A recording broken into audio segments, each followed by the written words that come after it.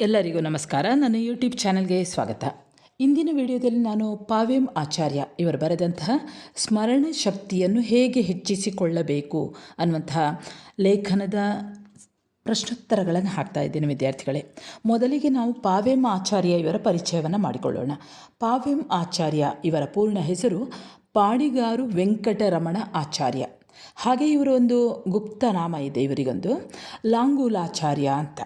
ಈ ನಾಮದಿಂದಲೂ ಕೂಡ ಅವರು ಪ್ರಸಿದ್ಧರಾಗಿದ್ದಾರೆ. ಹಾಗೆ ಇವರು ಅನೇಕ ಕೃತಿಗಳನ್ನು ಬರೆದಿದ್ದಾರೆ.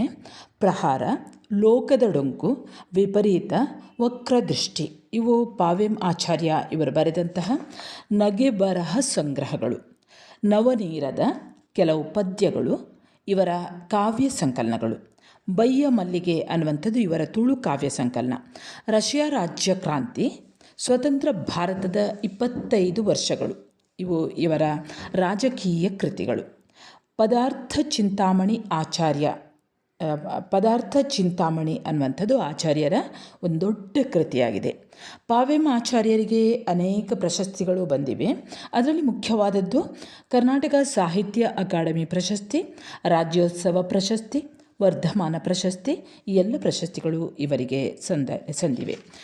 ವಿದ್ಯಾರ್ಥಿಗಳೇ, ಈ ಲೇಖನಕ್ಕೆ ಸಂಬಂಧಿಸಿದ ಹಾಗೆ 8 ಅಂಕದ 3 ಪ್ರಶ್ನೆಗಳು ಇವೆ. ಈ 3 ಪ್ರಶ್ನೆಗಳಿಗೂ ಕೂಡ ನೀವು ಒಂದೇ ಉತ್ತರವನ್ನು ಬರೆಯಿರಿ. ಸರಿಯಾಗಿ ಕೇಳಿಸಿಕೊಂಡ್ರೆ ಸಾಕು. ಸರಿಯಾಗಿ ಕೇಳಿಸಿಕೊಂಡು ಸ್ವಲ್ಪ ಗಮನದಲ್ಲಿ ಇಟ್ಟುಕೊಂಡ್ರೆ ನಿಮಗೆ ಹೇಗೆ ಬೇಕಾದರೂ ಬರಿಬೋದು. ಈ ಪ್ರಶ್ನೆಗಳು ಈ ರೀತಿ ಇವೆ ನೋಡಿ. ಸ್ಮರಣ ಶಕ್ತಿಯನ್ನು ಹೆಚ್ಚಿಸಿಕೊಳ್ಳಲು ಹರ್ಬರ್ಟ್ ಪೋಲನ್ನರು ಸೂಚಿಸಿದ ಮಾರ್ಗಗಳು ಯಾವುವು? ವಿಶದಪಡಿಸಿರಿ. ಅಥವಾ ಎರಡನೇ ಪ್ರಶ್ನೆ, ಅಭ್ಯಾಸ ಮಾಡುವುದು ಮತ್ತು ಓದಿದ್ದನ್ನು ಜ್ಞಾಪಕದಲ್ಲಿ ಇಟ್ಟುಕೊಳ್ಳಲು ಅನುಸರಿಸಬೇಕಾದ ಕ್ರಮಗಳನ್ನು ಚರ್ಚಿಸಿರಿ. ಅಥವಾ ಸ್ಮರಣ ಶಕ್ತಿಯನ್ನು ಹೇಗೆ ಹೆಚ್ಚಿಸಿಕೊಳ್ಳಬೇಕು? ಈ ಲೇಖನದ ಸ್ವಾರಸ್ಯವನ್ನು ನಿರೂಪಿಸಿರಿ. ವಿದ್ಯಾರ್ಥಿಗಳೇ, ಈ ಉತ್ತರವನ್ನು ಓದ್ತಾ ನಿಮಗೂ ಕೂಡ ನಿಮ್ಮ ಜೀವನದಲ್ಲಿ ಯಾವ ರೀತಿ ಸ್ಮರಣ ಶಕ್ತಿಯನ್ನು ಹಾಗೆ ಓದಿದ್ದನ್ನು ನೆನಪಿನಲ್ಲಿ ಇಟ್ಕೊಳ್ಬೋದು ಅನ್ನುವಂಥದ್ದನ್ನು ಕೂಡ ಈ ಉತ್ತರದಿಂದ ನಿಮಗೆ ತಿಳ್ಕೊಳ್ಬೋದು. ಸರಿ ವಿದ್ಯಾರ್ಥಿಗಳೇ, ಉತ್ತರ ನೋಡುವ. ಪಾವೆಂ ಆಚಾರ್ಯ ಇವರು ಬರೆದಿರುವಂತಹ ಸ್ಮರಣ ಶಕ್ತಿಯನ್ನು ಹೇಗೆ ಹೆಚ್ಚಿಸಿಕೊಳ್ಳಬೇಕು ಅನ್ನುವಂಥದ್ದು ಒಂದು ಮಹತ್ವದ ಲೇಖನ.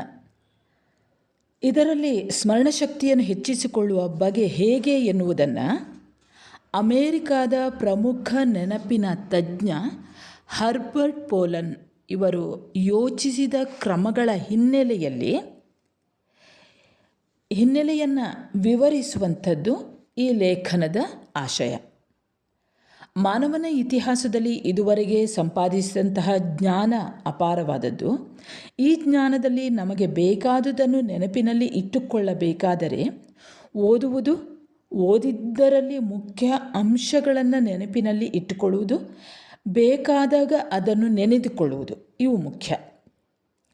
ಇದು ಸಾಧಿತವಾಗಬೇಕಾದರೆ ಏಕಾಗ್ರತೆ ಅನ್ನುವಂಥದ್ದು ಬಹುಮುಖ್ಯವಾದಂತಹ ಸಂಗತಿ. ಈ ಏಕಾಗ್ರತೆಯನ್ನು ಸಾಧಿಸಿದರೆ ಮಾತ್ರ ಸ್ಮರಣ ಶಕ್ತಿಯನ್ನು ಹೆಚ್ಚಿಸಿಕೊಳ್ಳಲು ಸಾಧ್ಯವಿದೆ. ಈಗ ಈ ಏಕಾಗ್ರತೆಯನ್ನು ಹೇಗೆ ಸಾಧಿಸಬೇಕು ಅನ್ನುವಂಥದ್ದು, ಓದುವುದು, ನೆನಪಿನಲ್ಲಿ ಇಟ್ಟುಕೊಳ್ಳುವುದು, ಈ ಸಮಸ್ಯೆಯಲ್ಲಿ ಮುಖ್ಯವಾಗಿ 2 ಅಂಶಗಳಿವೆ. ಒಂದು, ಮನಸ್ಸನ್ನು ಏಕಾಗ್ರಗೊಳಿಸುವುದು. ಏಕಾಗ್ರತೆ ಇಲ್ಲದೆ ಯಾವ ವಿಚಾರವೂ ಎಷ್ಟು ಸಲ ಓದಿದರೂ ನಮ್ಮ ಬುರುಡೆಯೊಳಗೆ ಇಳಿಯುವುದಿಲ್ಲ. ನಿಮಗೆಲ್ಲ ಗೊತ್ತಿದೆ. ಏಕಾಗ್ರತೆ ಇದ್ದರೆ ಮಾತ್ರ ಪಾಠದಲ್ಲಿರುವಂತಹ ವಿಷಯ ನಮ್ಮ ತಲೆಯ ಒಳಗೆ ಹೋಗ್ತದೆ. ಇನ್ನೊಂದು, ಎರಡನೇದ್ದು, ಓದಿದ್ದನ್ನು ಮನಸ್ಸಿನಲ್ಲಿ ಉಳಿಸಿಕೊಳ್ಳುವುದು. ಅಮೇರಿಕಾದ ಪ್ರಮುಖ ನೆನಪಿನ ತಜ್ಞ ಹರ್ಬರ್ಟ್ ಪೋಲನ್ ಯೋಜಿಸಿದಂತಹ ಈ ಕ್ರಮವನ್ನು ಅನುಸರಿಸಿ ಈ 2 ವಿಷಯಗಳಲ್ಲಿ ಕೆಲವು ಸೂಚನೆಗಳನ್ನು ಕೊಟ್ಟಿದ್ದಾರೆ. ಮೊದಲನೇದು, ಏಕಾಗ್ರತೆಯನ್ನು ಹೇಗೆ ಸಾಧಿಸಬೇಕು. ಇಂದಿನ ಗೌಜಿ, ಗಲಾಟೆ, ಮಾನಸಿಕ ವಿಕ್ಷೇಪ ತುಂಬಿದಂತಹ ಈ ಯುಗದಲ್ಲಿ ಏಕಾಗ್ರತೆ ಅನ್ನುವಂಥದ್ದು ಹಿಂದೆಂದಿಗಿಂತಲೂ ದುರ್ಬಲವಾದಂಥ ಒಂದು ಗುಣವಾಗಿದೆ. ಆದರೂ ವಿಷಯಗಳನ್ನು ಗ್ರಹಿಸಲು, ವಿಚಾರಗಳನ್ನು ಕ್ರಮವಾಗಿ ಸಂಘಟಿಸಲು ಏಕಾಗ್ರತೆ ಹೊರತು ಮಾರ್ಗವಿಲ್ಲ. ಏಕಾಗ್ರತೆ ಕೆಲವರಿಗೆ ಅದು ಸಹಜ ಯೋಗ್ಯತೆಯಾಗಿರಬಹುದು. ಅಂದರೆ ಸಹಜವಾಗಿ ಇರ್ಬೋದು. ಆದರೆ ಬಹಳ ಮಟ್ಟಿಗೆ ಅದು ತರಬೇತಿ ಸಾಧನೆಯ ವಿಷಯವೂ ಹೌದು. ಏಕಾಗ್ರತೆಯಿಂದ ಸದ್ಯಕ್ಕೆ ನಮ್ಮ ಮುಂದಿರುವ ವಿಷಯವನ್ನು ಅಭ್ಯಸಿಸಲು ಅನುಕೂಲವಾಗುತ್ತದೆ ಹಾಗೂ ಬಾಹ್ಯ ಆಘಾತಗಳಿಂದ ವ್ಯಗ್ರಗೊಂಡ ಮನಸ್ಸನ್ನು ಮುಕ್ತಗೊಳಿಸಲು ಸಾಧ್ಯವಾಗುತ್ತದೆ.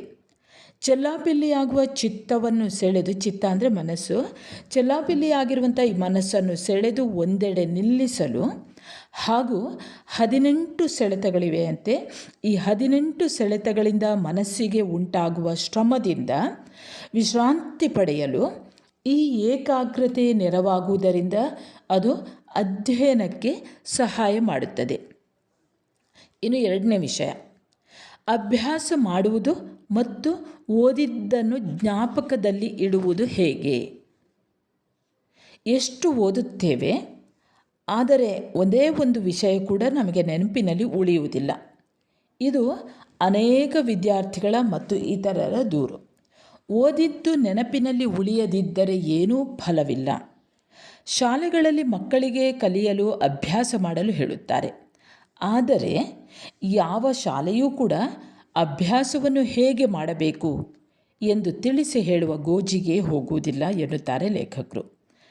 ಪರಿಣಾಮವಾಗಿ ಪರೀಕ್ಷೆಯ ಹೊತ್ತಿಗೆ ಓದಿಕೊಳ್ಳುವುದು, ಪರೀಕ್ಷೆ ಬರೆಯುವವರೆಗೆ ನೆನಪಿನಲ್ಲಿ ಇಟ್ಟುಕೊಳ್ಳುವುದು, ಆಮೇಲೆ ಎಲ್ಲವೂ ಮರವೆಯ ಗರ್ಭದಲ್ಲಿ ಇಳಿದು ಹೋಗುವುದು, ಅಂದರೆ ಮರೆತು ಹೋಗುವುದು. ಇದು ಹೆಚ್ಚಿನ ವಿದ್ಯಾರ್ಥಿಗಳ ಅವಸ್ಥೆಯಾಗಿದೆ. ಹಾಗಾಗಿ ಪೋಲನ್ ಅವರು ಹರ್ಬರ್ಟ್ ಪೋಲನ್ ಅವರು ಅಭ್ಯಾಸ ಮಾಡುವ ಬಗ್ಗೆ ಕೆಲ ಸಿದ್ಧ ಮಾರ್ಗಗಳನ್ನು ಹೇಳುತ್ತಾರೆ. ಅಭ್ಯಾಸದಲ್ಲಿ ಅತ್ಯಂತ ಮಹತ್ವದ್ದು ಸಮಯ. ಎಲ್ಲರೂ ದಿನದ ಎಲ್ಲ ಸಮಯದಲ್ಲೂ ಮನಸ್ಸನ್ನು ತೊಡಗಿಸಲು ಸಮರ್ಥರಾಗಿರುವುದಿಲ್ಲ. ಕೆಲವರಿಗೆ ಬೆಳಗಿನ ಸಮಯ ಅಭ್ಯಾಸಕ್ಕೆ ಪ್ರಶಸ್ತವಾದರೆ ಮತ್ತೆ ಕೆಲವರಿಗೆ ಅದು ಪ್ರಶಸ್ತವಾಗುವುದಿಲ್ಲ.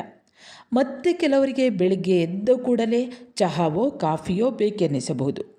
ಇದು ಕೆಲವರಿಗೆ ಒಗ್ಗಲಿಕ್ಕಿಲ್ಲ. ಆದ್ದರಿಂದ ಅಭ್ಯಾಸಕ್ಕೆ ತಮಗೆ ತಕ್ಕ ಸಮಯ ಯಾವುದು ಎಂಬುದನ್ನು ಪ್ರತಿಯೊಬ್ಬರೂ ತಮಗೆ ತಾವೇ ಪರೀಕ್ಷೆ ಮಾಡಿ ತಿಳಿದುಕೊಳ್ಳಬೇಕು. ಇನ್ನು ಅಭ್ಯಾಸಕ್ಕೆ ಆರಿಸಿಕೊಳ್ಳುವ ಸ್ಥಳ ಮತ್ತು ಅದರ ಪರಿಸರವೂ ಕೂಡ ಮಹತ್ವದ್ದಾಗಿದೆ. ಯಾವ ಸ್ಥಳ ಎನ್ನುವುದು ಮುಖ್ಯವಲ್ಲ, ಅದು ನಮಗೆ ಒಗ್ಗುವುದೇ ಎನ್ನುವುದು ಮುಖ್ಯ. ಒಗ್ಗುವುದಂದರೆ ಅಡ್ಜಸ್ಟ್ ಆಗೋದು. ನಮಗೆ ಇಷ್ಟವಾದರೆ ಮಲಗುವ ಮನೆಯಲ್ಲೇ ಅಭ್ಯಾಸ ಮಾಡಬಹುದು. ಸೋಫಾ, ಕುರ್ಚಿ ಯಾವುದು ಇಷ್ಟವೋ ಅದನ್ನು ಆರಿಸಿಕೊಳ್ಳಬಹುದು. ಮುಖ್ಯವಾಗಿ ನಮಗೆ ಆ ಸ್ಥಳ, ಆ ಆಸನ ನೆಮ್ಮದಿ ಎನಿಸಬೇಕು. ಒಮ್ಮೆ ಆರಿಸಿದ ಸ್ಥಳದಲ್ಲೇ ಕುಳಿತು ಓದು ಬರಹ ಮಾಡಬೇಕು. ನಿಶ್ಚಿತ ಸ್ಥಳದಲ್ಲಿ ಅಭ್ಯಾಸ ಮಾಡುವುದರಿಂದ ಸ್ಥಳದ ಮಹಿಮೆ ಪ್ರಾಪ್ತವಾಗುತ್ತದೆ. ಏಕೆಂದರೆ ಅಲ್ಲಿ ಬಂದೊಡನೆ ಮತ್ತು ಆ ಆಸನದಲ್ಲಿ ಕುಳಿತೊಡನೆ ನಮ್ಮ ಮನಸ್ಸು ಆ ಕೆಲಸಕ್ಕೆ ಅನುಕೂಲ ಭಾವವನ್ನು ತನ್ನಿಂದ ತಾನೇ ತಾಳುತ್ತದೆ. ಈ ಸ್ಥಿತಿಯಲ್ಲಿ ನಮ್ಮ ಬುದ್ಧಿ ಚುರುಕಾಗುವುದರಿಂದ ಓದಿದ್ದು ಹೆಚ್ಚು ಗ್ರಹಿತವಾಗುತ್ತದೆ ಹಾಗೂ ವಿಚಾರಕ್ಕೆ ಅದು ಪ್ರೋತ್ಸಾಹವಾಗುತ್ತದೆ. ಸ್ಥಳದ ಬಗ್ಗೆ ಆಯಿತು. ಇನ್ನು ಅಭ್ಯಾಸ ಸ್ಥಳ ನಿಶ್ಶಬ್ದವಾಗಿರಬೇಕೇ?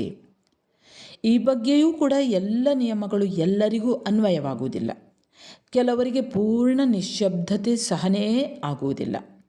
ಉದಾಹರಣೆಗೆ, ಪತ್ರಿಕೋದ್ಯಮಿಗಳಿಗೆ ಕಚೇರಿಯಲ್ಲಿ ಟೆಲಿಫೋನ್ಗಳ ನಿರಂತರ ಬಾರಿಸುವಿಕೆ, ಟೆಲಿಪ್ರಿಂಟರ್ಗಳ ಕಿರಿಕಿರಿ, ಟೆಲಿಫೋನ್ಗಳ ಶಬ್ದ, ಟೆಲಿಪ್ರಿಂಟರ್ಗಳ ಶಬ್ದ, ಹಾಗೆ ಯಂತ್ರಗಳ ಶಬ್ದ, ಇವುಗಳ ನಡುವೆ ಬರೆದು ಅಭ್ಯಾಸವಾಗಿ ಹೋಗಿರುವುದರಿಂದ ಅವರಿಗೆ ಮನೆಯ ಪ್ರಶಾಂತ ವಾತಾವರಣದಲ್ಲಿ ಕುಳಿತು ಮನಸ್ಸನ್ನು ಏಕಾಗ್ರಗೊಳಿಸುವುದು ಕಷ್ಟವಾಗ್ತದೆ. ಸಂಪೂರ್ಣ ನಿಶ್ಶಬ್ದತೆ ಒಗ್ಗದವರು ರೇಡಿಯೋ ಅಥವಾ ಮತ್ಯಾವುದಾದರೂ ಲಘುವಾಗಿ ಸಪ್ಪಳ ಮಾಡುವ ಸಲಕರಣೆಗಳನ್ನು ಉಪಯೋಗಿಸುತ್ತಾರೆ. ಆದರೆ ಚಲಿಸುವ ದೃಶ್ಯಗಳ ಸಮ್ಮುಖದಲ್ಲಿ ಓದಲು ಬೇಕಾದ ಏಕಾಗ್ರತೆ ಕಷ್ಟ ಸಾಧ್ಯವಾಗುತ್ತದೆ. ಇದೆಲ್ಲ ಅವರವರ ಕೆಲಸ ಆಯಿತು. ಆದರೆ ಓದುವಾಗ ಮಾತ್ರ ಯಾವುದಾದ್ರೂ, ಅಂದರೆ ಚಲಿಸ್ತಾ ಇರುವಾಗ ಬಸ್ ಇರ್ಬೋದು, ಯಾವುದಾದ್ರೂ ವಾಹನದಲ್ಲಿ ಇದರಲ್ಲಿ ನಾವು ಓದಬೇಕಾದ್ರೆ ಸ್ವಲ್ಪ ಏಕಾಗ್ರತೆ ಸಿಗುವುದು ಕಷ್ಟ. ಪಡೆದುಕೊಂಡ ಜ್ಞಾನವನ್ನು ಮನಸ್ಸಿನಲ್ಲಿ ಖಚಿತಪಡಿಸಲು ಒಬ್ಬೊಬ್ಬರಿಗೆ ಒಂದೊಂದು ವಿಧಾನ ಸಹಾಯಕವಾಗುತ್ತದೆ. ಓದಿದ್ದರ ಸಾರಾಂಶವನ್ನು ಬರೆದು ತೆಗೆಯುವುದು ಒಂದು ಉತ್ತಮ ಉಪಾಯ.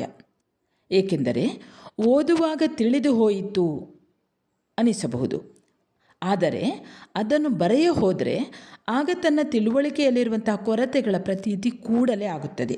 ಅಂದರೆ ಆ ವಿಷಯ ಗೊತ್ತಾಗಲಿಲ್ಲ ಅನ್ನುವಂಥದ್ದು. ಹಾಗಾಗಿ ಓದಿದ್ದನ್ನು ಬರೆಯುವುದರ ಮುಖಾಂತರ ಆ ಕೊರತೆಯನ್ನು ತುಂಬಿಕೊಳ್ಳಬಹುದು. ಬೇರೆ ಕೆಲ ಪುಣ್ಯಾತ್ಮರಿಗೆ ಮನಸ್ಸಿನಲ್ಲಿ ಓದಿಕೊಂಡರೆ ಸಾಕಾಗುತ್ತದೆ. ಕೆಲವರಿಗೆ ಗಟ್ಟಿಯಾಗಿ ಓದಿದರೆ ಹಿತ, ಇನ್ನು ಕೆಲವರಿಗೆ ಇನ್ನೊಬ್ಬರ ಮುಂದೆ ಅದರ ವಿವರಗಳನ್ನು ಹೇಳುವುದು ನೆನಪಿಗೆ ಸಹಾಯ ಮಾಡುವುದು ಉಂಟು. ಅಂದರೆ ಇನ್ನೊಬ್ಬರ ಹತ್ತಿರ ಅದನ್ನು ಹೇಳುವಂಥದ್ದು. ಪ್ರತಿಯೊಬ್ಬರೂ ತಮ್ಮ ಪ್ರಕೃತಿಯನ್ನು ತಿಳಿದುಕೊಂಡು ಕಾರ್ಯಪ್ರವೃತ್ತರಾಗಬೇಕು. ತಮಗೆ ಯಾವುದು ಒಗ್ಗಿ ಹೋಗ್ತದೆ, ಯಾವುದು ಅಡ್ಜಸ್ಟ್ ಆಗ್ತದೆ, ಯಾವುದಕ್ಕೆ ತಾವು ಸರಿಯಾಗಿ ಎಲ್ಲಿ ಕೂತ್ಕೊಂಡ್ರೆ ಸರಿಯಾಗಿ ಓದಬಹುದು, ಇದನ್ನೆಲ್ಲ ನಾವು ನಮಗೆ ನಾವೇ ಪರೀಕ್ಷೆ ಮಾಡಿಕೊಳ್ಬೇಕು. ಒಂದು ಸಲ ಕುಳಿತರೆ ಎಷ್ಟು ಹೊತ್ತು ಅಭ್ಯಾಸ ಮಾಡಬಹುದು? ವೈಯಕ್ತಿಕ ಭೇದಗಳು ಇರಬಹುದಾದರೂ ಪ್ರಾಯಪ್ರಬುದ್ಧರ ಮಟ್ಟಿಗೆ ಹೇಳುವುದಾದರೆ ದೀರ್ಘಕಾಲ ಅಭ್ಯಾಸ ಮಾಡಿದರೆ ಹೆಚ್ಚು ಅಭ್ಯಾಸ ಮಾಡಿದಂತೆ ಆಗುತ್ತದೆ ಅನ್ನುವಂಥದ್ದು ಶುದ್ಧ ಭ್ರಾಂತಿ. ಅಂದರೆ ಅದೊಂದು ಭ್ರಮೆ. ಸಾಮಾನ್ಯ ಮನುಷ್ಯರು ದಿನಕ್ಕೆ 3-4 ಗಂಟೆಗಳಿಗಿಂತ ಹೆಚ್ಚು ಅಭ್ಯಾಸ ಮಾಡಲಾರರು. ಅದಕ್ಕೂ ಮಧ್ಯೆ ಮಧ್ಯೆ ಅಲ್ಪಾವಧಿ ವಿಶ್ರಾಂತಿ ಬೇಕಾಗಬಹುದು. ಇದಕ್ಕಿಂತ ಹೆಚ್ಚು ಕಾಲ ಮಾಡಿದ ಅಭ್ಯಾಸದಲ್ಲಿ ಗ್ರಹಣಕ್ಕೆ ಬಾರದೆ ಸೋರಿ ಹೋಗುವ ಜ್ಞಾನದ ಅಂಶ ಹೆಚ್ಚುತ್ತಾ ಹೋಗುತ್ತದೆ. ಕಟ್ಟಕಡೆಗೆ ಓದಿದ್ದು ಏನೂ ನೆನಪಿನಲ್ಲಿ ಉಳಿಯುವುದೇ ಇಲ್ಲ. ಇನ್ನೊಂದು ಆಶ್ಚರ್ಯಕರವಾದಂಥ ಸಂಗತಿ ಎಂದರೆ ವೇಗವಾಗಿ ಓದುವುದರಿಂದ ಗ್ರಹಣ ಮತ್ತು ಧಾರಣದ ಅಂಶ ಹೆಚ್ಚಾಗುತ್ತದೆ. ಆದ್ದರಿಂದ ವೇಗವಾಗಿ ಓದುವ ಅಭ್ಯಾಸ ಮಾಡುವುದು ಉತ್ತಮ. ಆದರೆ ಪೋಲನರು ಇಷ್ಟೆಲ್ಲ ವಿಧಿಗಳೊಡನೆ ಒಂದು ನಿಷೇಧವನ್ನು ಹೇಳ್ತಾರೆ. ಓದಿದ್ದು ನೆನಪಿನಲ್ಲಿ ಇರಬೇಕು ಎಂಬ ಬಯಕೆ ಇದ್ದರೆ ಹಾಸಿಗೆಯಲ್ಲಿ ಮಲಗಿ ಅದು ನಿದ್ದೆ ಬರುವ ವೇಳೆಗೆ ಓದಬಾರದು. ಅಂದರೆ ಹಾಸಿಗೆಯಲ್ಲಿ ಓದುವುದು ಮನಸ್ಸನ್ನು ಸಡಿಲಗೊಳಿಸಿ ನಿದ್ದೆಗೆ ನೆರವಾದೀತೆಯೇ ಹೊರತು ಅದು ಗ್ರಹಣಕ್ಕೂ ಧಾರಣಕ್ಕೂ ಅಲ್ಲ. ಅಂದರೆ ಯಾವತ್ತೂ ಕೂಡ ನೆನಪಿನಲ್ಲಿ ಇಟ್ಕೊಳ್ಬೇಕು, ಯಾವತ್ತೂ ಕೂಡ ಹಾಸಿಗೆಯಲ್ಲಿ ಬಿದ್ದುಕೊಂಡು ಓದಬಾರದು ಅನ್ನೋದನ್ನೇ ಅವರು ಹೇಳ್ತಾರೆ. ಸರಿ ವಿದ್ಯಾರ್ಥಿಗಳೇ, ಹಾಗೆ 5 ಅಂಕದ ಪ್ರಶ್ನೋತ್ತರಗಳು ಬರ್ತವೆ. ಸ್ಮರಣಶಕ್ತಿಯನ್ನು ಹೇಗೆ ಹೆಚ್ಚಿಸಿಕೊಳ್ಳಬೇಕು ಅನ್ನುವಂಥದ್ದು ಇದು ಕೂಡ ಈಗ ಹೇಳಿದಂಥ ಉತ್ತರಕ್ಕೆ ಪೂರಕವಾಗಿ ಉಂಟು. ಸ್ವಲ್ಪ ಸಂಕ್ಷಿಪ್ತವಾಗಿ ಬರ್ಕೊಂಡ್ಬಿಡಿ. ಹಾಗಾದರೆ ಟಿಪ್ಪಣಿಗೂ ಕೂಡ ಅದನ್ನೇ ಕೇಳ್ತಾರೆ, ಟಿಪ್ಪಣಿಗೂ ಕೂಡ ಅದನ್ನೇ ಬರ್ಕೊಂಡ್ಬಿಡಿ. ಇನ್ನು 1 ಅಂಕದ ಪ್ರಶ್ನೆಗಳು. ಸ್ಮರಣಶಕ್ತಿಯನ್ನು ಹೇಗೆ ಹೆಚ್ಚಿಸಿಕೊಳ್ಳಬೇಕು ಅನ್ನುವಂಥ ಲೇಖನದ ಕರ್ತೃ ಯಾರು? ಉತ್ತರ ಪಾವೆಂ ಆಚಾರ್ಯ. 2ನೇ ಪ್ರಶ್ನೆ, ಈ ಲೇಖನದ ತಿರುಳು ಏನು? ಉತ್ತರ ಸ್ಮರಣಶಕ್ತಿಯನ್ನು ಹೆಚ್ಚಿಸಿಕೊಳ್ಳುವಲ್ಲಿ ಏಕಾಗ್ರತೆ, ಸ್ಥಳ ಹಾಗೂ ಅದರ ಪರಿಸರ ಮತ್ತು ಪಡೆದ ಜ್ಞಾನವನ್ನು ಖಚಿತಪಡಿಸಿಕೊಳ್ಳುವ ವಿಧಾನ ಇವು ವಹಿಸುವ ಪಾತ್ರ ಕುರಿತ ಚಿಂತನೆಯೇ ಪ್ರಸ್ತುತ ಲೇಖನದ ತಿರುಳು ಅಥವಾ ಆಶಯ. 3ನೇ ಪ್ರಶ್ನೆ, ಸ್ಮರಣಶಕ್ತಿಯಲ್ಲಿ ಯಾವುದು ಪ್ರಮುಖ ಪಾತ್ರ ವಹಿಸುತ್ತದೆ? ಉತ್ತರ ಏಕಾಗ್ರತೆ. 4ನೇ ಪ್ರಶ್ನೆ, ಏಕಾಗ್ರತೆಯನ್ನು ಸಾಧಿಸುವುದು ಹೇಗೆ? ಉತ್ತರ ತರಬೇತಿ ಮತ್ತು ಸಾಧನೆಗಳಿಂದ. 5ನೇ ಪ್ರಶ್ನೆ, ಅಭ್ಯಾಸ ಮಾಡುವಲ್ಲಿ ಹಾಗೂ ಓದಿದ್ದನ್ನು ಜ್ಞಾಪಕದಲ್ಲಿ ಇಟ್ಟುಕೊಳ್ಳುವಲ್ಲಿ ಯಾವುವು ಪ್ರಮುಖ ಪಾತ್ರ ವಹಿಸ್ತವೆ? ಉತ್ತರ ಅಭ್ಯಾಸಕ್ಕೆ ತಕ್ಕ ಕಾಲ, ಸ್ಥಳ ಹಾಗೂ ಅದರ ಪರಿಸರ ಅಭ್ಯಾಸ ಮಾಡುವಲ್ಲಿ ಹಾಗೂ ಓದಿದ್ದನ್ನು ಜ್ಞಾಪಕದಲ್ಲಿ ಇಟ್ಟುಕೊಳ್ಳುವಲ್ಲಿ ಪ್ರಮುಖ ಪಾತ್ರವನ್ನು ವಹಿಸುತ್ತದೆ. 6ನೇ ಪ್ರಶ್ನೆ, ಅಭ್ಯಾಸಕ್ಕೆ ಎಷ್ಟು ಸಮಯ ಯೋಗ್ಯ? ಉತ್ತರ 3-4 ಗಂಟೆ. 7ನೇ ಪ್ರಶ್ನೆ, ನೆನಪಿನ ಶಕ್ತಿಯ ತಜ್ಞ ಯಾರು? ಉತ್ತರ ಅಮೆರಿಕದ ಹರ್ಬರ್ಟ್ ಪೋಲನ್. 8ನೇ ಪ್ರಶ್ನೆ, ಉತ್ತಮ ಅಭ್ಯಾಸ ಯಾವುದು? ಉತ್ತರ ವೇಗವಾಗಿ ಓದುವುದು. 9ನೇ ಪ್ರಶ್ನೆ, ವೇಗದ ಓದು ಏನನ್ನು ಹೆಚ್ಚಿಸುತ್ತದೆ? ಉತ್ತರ ಗ್ರಹಣ ಹಾಗೂ ಧಾರಣದ ಅಂಶವನ್ನು ಹೆಚ್ಚಿಸುತ್ತದೆ. 10ನೇ ಪ್ರಶ್ನೆ, ಪೋಲನ್ ವಿಧಿಸುವ ನಿಷೇಧ ಯಾವುದು? ಉತ್ತರ ಓದಿದ್ದು ನೆನಪಿನಲ್ಲಿ ಇರಬೇಕೆಂದರೆ ನಿದ್ದೆ ಬರುವ ವೇಳೆ ಓದಬಾರದು ಅಥವಾ ಹಾಸಿಗೆಯಲ್ಲಿ ಓದಬಾರದು. ಸರಿ ವಿದ್ಯಾರ್ಥಿಗಳೇ, ಇಲ್ಲಿಗೆ ಓದಿದ್ದನ್ನು ಸ್ಮರಣೆಯಲ್ಲಿ ಇಟ್ಟುಕೊಳ್ಳುವುದು, ಸ್ಮರಣ ಶಕ್ತಿಯನ್ನು ಹೇಗೆ ಹೆಚ್ಚಿಸಿಕೊಳ್ಳಬೇಕು ಅನ್ನುವಂಥ ಲೇಖನದ ಪ್ರಶ್ನೋತ್ತರ ಮುಕ್ತಾಯವಾಗ್ತದೆ. ನೀವು ನನ್ನ ಚಾನಲ್ಗೆ ಹೊಸಬರಾಗಿದ್ದಲ್ಲಿ ಮೊದಲು ಸಬ್ಸ್ಕ್ರೈಬ್ ಮಾಡುವುದನ್ನು ಮರೆಯದಿರಿ. ಏಕೆಂದರೆ ನಿಮ್ಮ ಕನ್ನಡ ಪಠ್ಯಪುಸ್ತಕಕ್ಕೆ ಸಂಬಂಧಿಸಿದ ಹಾಗೆ ಅನೇಕ ವಿಡಿಯೋಗಳನ್ನು ಹಾಕಿದ್ದೇನೆ. ಅಲ್ಲಿಗೂ ಕೂಡ ಭೇಟಿ ನೀಡಿ, ಒಂದು ಲೈಕ್ ಕೊಡಿ, ಕಮೆಂಟ್ ಮಾಡಿ. ಮುಂದೆ ಇನ್ನೊಂದು ಹೊಸ ವಿಷಯದೊಂದಿಗೆ ಮತ್ತೆ ಬರುತ್ತೇನೆ. ಅಲ್ಲಿಯವರೆಗೆ ನಮಸ್ಕಾರ.